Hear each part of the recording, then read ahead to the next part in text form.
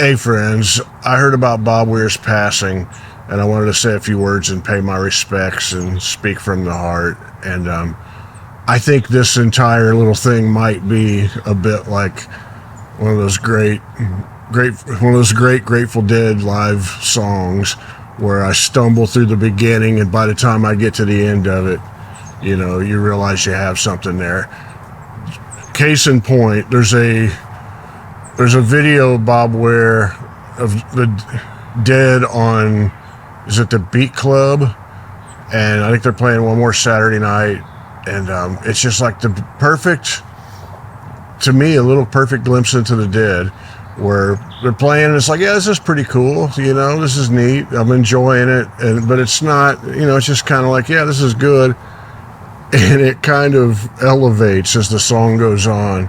And by the end of it, when they're singing the last chorus, a couple different times over, you can just feel this energy that they've created, and they've gotten to a place, and it's just glorious. It's beautiful, and I love watching that clip and listening to it and just kind of seeing it happen before your eyes. The thing that people went to those shows for all of those years hoping to witness, and there's a clip where it's happening, and it's kind of like, well, there's just some Chuck Berry to this, but I don't know, it's a little different. And Jerry's playing that Strat, and I don't know, there's just something right about that. That's a clip that I think of with Bob Weir. My earliest, like I think the first time I realized who the Dead really were, or at least some version of it, I was, I think it was 1981.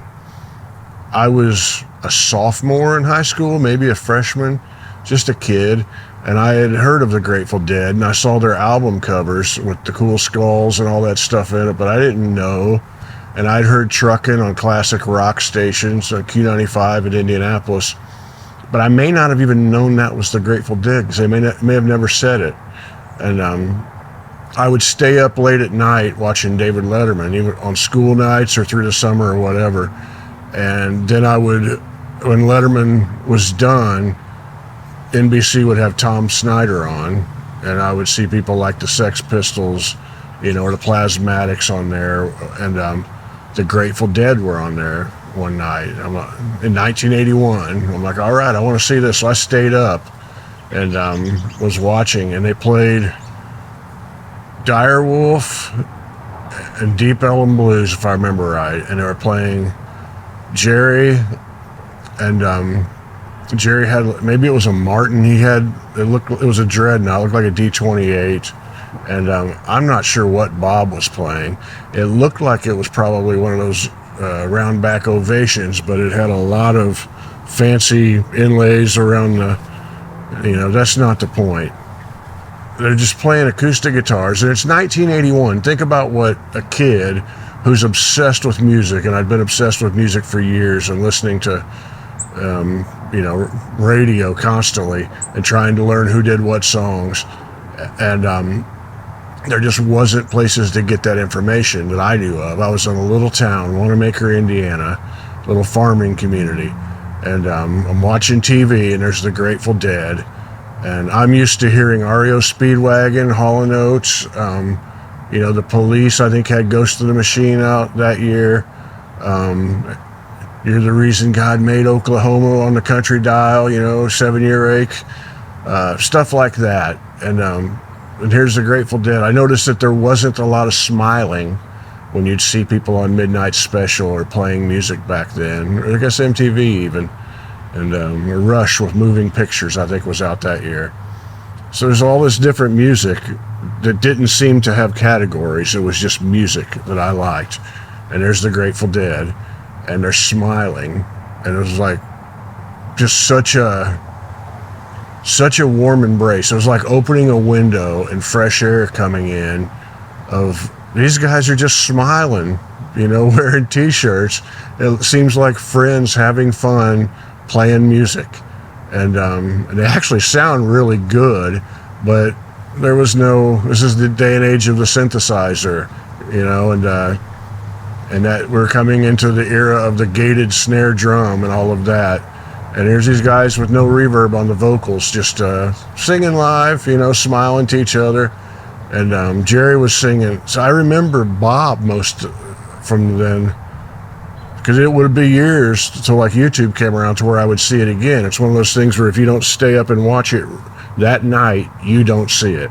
That's just the way life was. So if I heard, the Grateful Dead's going to play, let's see what they're all about. And but my memories, Bob must have been the one that really stuck in my head, because I thought he was the lead singer on that stuff. And then years later, I see it on YouTube, that same clip from Tom Snyder. And I realized they were both singing together in harmony. And I think Jerry was the lead on it. But it's beautiful. It's just great. And, then all those years later, we'll say even through that time, they seem the most important part to take from this thing I'm saying today, which I want to get to before I forget to get to it, is I talk about community, and I really believe in community, like building grassroots connections to people. And there's like people that are like you, but then it reaches out to people who aren't quite like you in a lot of ways, but you share things. And we kind of see those things that we share, and maybe somewhere along the line we see each other as people, as real people, and we take down some of the walls and we treat each other better and we make a better society. Somehow the Dead makes me think about that. All of those people who came to those shows, who went on to so many different walks of life, and so many people met the person that they loved for the rest of their life. They'd open, this is a community, come on in. We, love who you love. It doesn't matter what sex they are, what color they are, just love who you love. That's what we're about. And, people made lasting connections and friends for life at those shows. And this is at a time when the music industry completely ignored them, but they packed shows.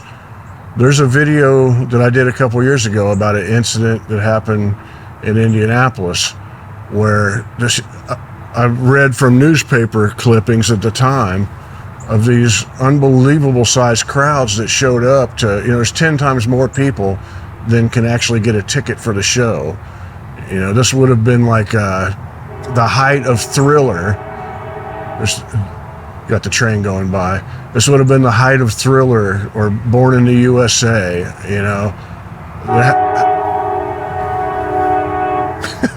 That East Nashville train's rolling through. It's a real thing, I tell you. But these are crowds that are the size of, Thriller crowds, or they just couldn't get inside, so they stayed outside in the parking lots and stuff, But the industry and pop culture just completely ignored it. It was going on grassroots, and it was real. It was huge, and you don't build that kind of thing through algorithms. That's the sort of thing that you go, one show at a time. You shake one hand at a time, and you build those movements, and it's real, and it's lasting, and it will last, long past Bob and Jerry and everybody else. And that's a beautiful, beautiful thing. And I think it's more important for me to say that out loud as a way to pay respects rather than going through some biography or whatever.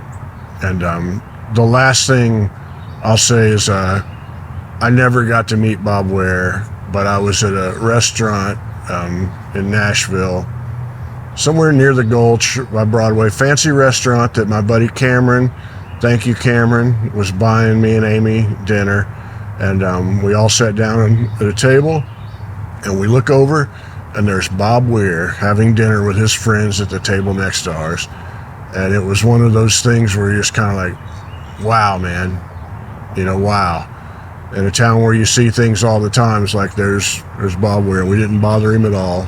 We didn't stare. It was just beautiful to, he's out with his friends having a good time. And that's the closest I ever got to Bob Weir. And one last thing I want to say, is when I watched that video as a kid on Tom Snyder's show. There was looking at those guys, they seemed different than most of the people that I was watching playing music, especially in the rock and roll world, because they seemed more like they'd be friends with Willie Nelson. You know, they seemed like they were, you know, to me. And Willie had that thing when you would watch him play with his family on stage, they'd smile and have a good time. Music's fun. This is what we do. We play music. We play music with our friends. And we do it the best we can and see where it takes us. And I made that connection at that age, and then years later realized those cats were all connected. All connected. I'm jumping all over the place here, but I also want to point out, I think it was Henry Rollins' book, Get in the Van, where it might have been that one or another one of his books, but he would talk about Black Flag driving around, you know, on tour in the van. They would listen to Black Sabbath and the Grateful Dead. And by the time I read that and heard that, I ignorantly had lost that understanding that music is just music. Whatever you dig is whatever you dig, and it's just different flavors, but these people can all be friends and make music together. I'd somehow lost that without realizing I did. You know, it's probably in my 20s, and realizing that the Black Flag loved, you know, the Grateful Dead, or the fact that the Velvet Underground toured with the Grateful Dead and they all loved each other. It's just music, folks. We're just coming up with these genres and all this stupid stuff that doesn't serve any of us. And I think it does more to separate communities than build communities. But you know, that's me on my high horse.